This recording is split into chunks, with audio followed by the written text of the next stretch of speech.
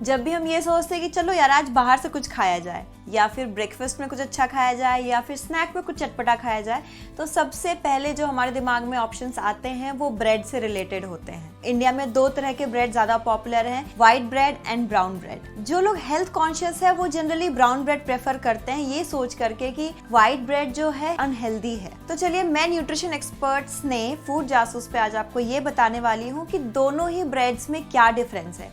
क्या एक्चुअल में brown bread इतना हेल्दी है कि उसे डेली खाया जा सकता है, या फिर व्हाइट ब्रेड इतना अनहेल्दी है कि उसे ओकेजनली भी नहीं खाया जा सकता। तो चलिए शुरू करते हैं। जो मेन डिफरेंस होता है व्हाइट ब्रेड और ब्राउन ब्रेड में वो है कि हम किस तरह का आटा इस्तेमाल कर रहे हैं। जो व्हाइट ब्रेड होता है उसमें हम मैदा इस्तेमाल करते हैं, जो ब्राउन ब्रेड है उसमें होल व्हीट फ्लावर यूज किया जाता है। अगर हम इस इंग्रेडिएंट के बेस पे देखें तो मैदा थोड़ा अनहेल्दी की तरफ इसलिए होता है क्योंकि वो रिफाइंड होता है, उसमें कोई एडिशनल विटामिन्स मिनरल्स नहीं होते, फाइबर बिल्कुल नहीं होता। तो इस वजह से जो है हमारा होल व्हीट का बना हुआ अगर कोई प्रोडक्ट है वो हम ज़्यादा प्रेफर करते हैं। अगर हम किस तरह का आटा इस्तेमाल कर रहे हैं उस बेसिस पे अगर आप जज करें तो यहाँ पे ब्राउन ब्रेड बेटर है। जो हमारा दूसरा कंटेंट है वो है शुगर का। मार्केट में जाके मैंने ब्राउन ब्रेड और व्हाइट ब्रेड के ऊपर रिसर्च किया शुगर के मामले में कि दोनों में कितना शुगर प्रेजेंट है। ये बहुत ही ज़्यादा शॉकिंग है कि मैंने पाया ब्राउन ब्रेड में ज़्यादा शुगर इस्तेमाल किया गया है व्हाइट ब्रेड के अकॉर्डिंग। तो हम इसमें ज़्यादा शुगर मिलाते हैं ताकि वो जो ऑल्टर टेस्ट है वो ठीक हो सके, टेक्सचर इम्प्रूव हो सके, इस वजह से इसमें ज़्यादा शुगर मिलाया गया है। तो यहाँ पे आप देख सकते हैं क्लियरली कि जो अगर हम ये 2 प्रोडक्ट हैं तो इसमें ज़्यादा बेटर कौन जा रहा है। ऑफ कोर्स व्हाइट ब्रेड जा रहा है। अगर हम फूड एडिटिव्स की बात करें या प्रिजर्वेटिव या फिर हम कलरिंग एजेंट्स की बात करें या फ्लेवरिंग एजेंट्स की बात करें तो दोनों ही प्रोडक्ट में ये सारी चीज़ें मिलाई जाती हैं।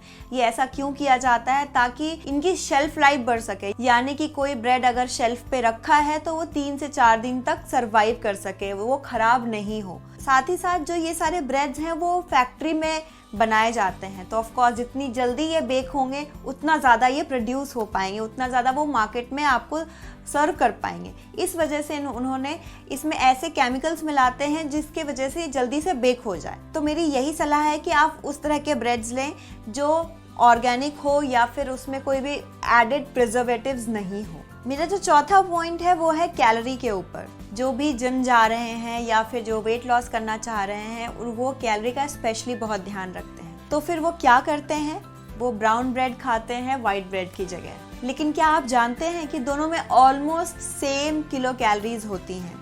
तो दोनों में ऐसे कोई डिफरेंस नहीं होता, ज़्यादा से ज़्यादा 10 से 20 किलो कैलोरी का डिफरेंस होता है। अगर आप कैलोरी के बेसिस पे ब्राउन ब्रेड को चूज़ करते हैं तो ऐसा ज़रूरी नहीं है कि आप सिर्फ ब्राउन ब्रेड ही खा सकते हैं, आप व्हाइट ब्रेड भी ले सकते हैं। अगर हम एक्स्ट्रा न्यूट्रिएंट्स की बात करें जैसे कि प्रोटीन हो गया, फाइबर हो गया, विटामिन्स मिनरल्स हो गया, तो ये सारी चीज़ें डेफिनेटली ब्राउन ब्रेड में ज़्यादा है क्योंकि उसमें होल आटा इस्तेमाल किया गया है। लेकिन अगर हम व्हाइट ब्रेड की बात करें तो यहाँ पे ये सारी चीज़ें एब्सेंट होती हैं। तो यहाँ पे मैं कहूँगी कि अगर एक्स्ट्रा न्यूट्रिएंट्स की बात करें, न्यूट्रिएंट डेंसिटी की बात करें तो वो ब्राउन ब्रेड में ज़्यादा है व्हाइट ब्रेड से। ब्राउन ब्रेड में एक्स्ट्रा न्यूट्रिएंट्स ज़रूर होते हैं बट साथ ही साथ इसमें एंटी न्यूट्रिशनल फैक्टर्स भी होते हैं। ये एंटी न्यूट्रिशनल फैक्टर्स होल आटे में पाया जाता है, अगर उसको रिफाइन कर दिया जाता है तो उसमें नहीं होता है। इस एंटी न्यूट्रिशनल फैक्टर का नाम है फाइटिक एसिड। इसकी वजह से क्या होता है, जब आप फाइटिक एसिड लेते हैं तो आपके गट में आयरन और कैल्शियम का एब्जॉर्प्शन कम होने लगता है। ये फाइटिक एसिड व्हाइट ब्रेड में नहीं होता बट ब्राउन ब्रेड में प्रेजेंट होता है। और अगर आप व्हाइट ब्रेड खा रहे हैं तो इसका ये मतलब है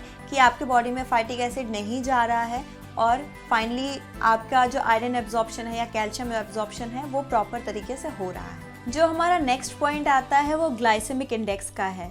ग्लाइसेमिक इंडेक्स का ये मतलब है कि अगर आप कोई भी खाना खाते हैं तो कितनी जल्दी आपका ब्लड शुगर लेवल हाई होता है। तो अगर आप ब्राउन ब्रेड खा रहे हैं तो आपका शुगर लेवल इतना जल्दी हाई नहीं होगा जितना कि आपको व्हाइट ब्रेड खाने से होगा। जितना ग्रेजुअली आपका शुगर लेवल इंक्रीज होता है ब्लड में उतना ज़्यादा आपके लिए हेल्थ के लिए अच्छा होता है, क्योंकि आपका जो लॉन्ग रन में जो डिजीजेज होते हैं, लाइफस्टाइल डिजीजेज, उसके होने के चांसेस भी कम हो जाते हैं। लेकिन एक और बात है कि ब्राउन ब्रेड और वाइट ब्रेड में इतना भी ज़्यादा डिफरेंस नहीं होता है ग्लाइसेमिक इंडेक्स का कि आपको हर टाइम ब्राउन ब्रेड को ही खाना है, आप वाइट ब्रेड नहीं खा सकते, ऐसा नहीं है। अगर आप मार्केट में जाते हैं तो बहुत सारे तरह के आपको ब्राउन ब्रेड्स मिलेंगे। किसी में लिखा होता है 100% व्हीट, किसी में लिखा आएगा 100% आटा या फिर होल व्हीट। इस तरह की एक ही कंपनी के अलग अलग क्लेम्स दिखने को मिलते हैं। लेकिन अगर आप इंग्रेडिएंट लिस्ट को चेक करते हैं या फिर आप उसमें कितना न्यूट्रिएंट प्रेजेंट है वो चेक करते हैं, कंपेयर करते हैं, तो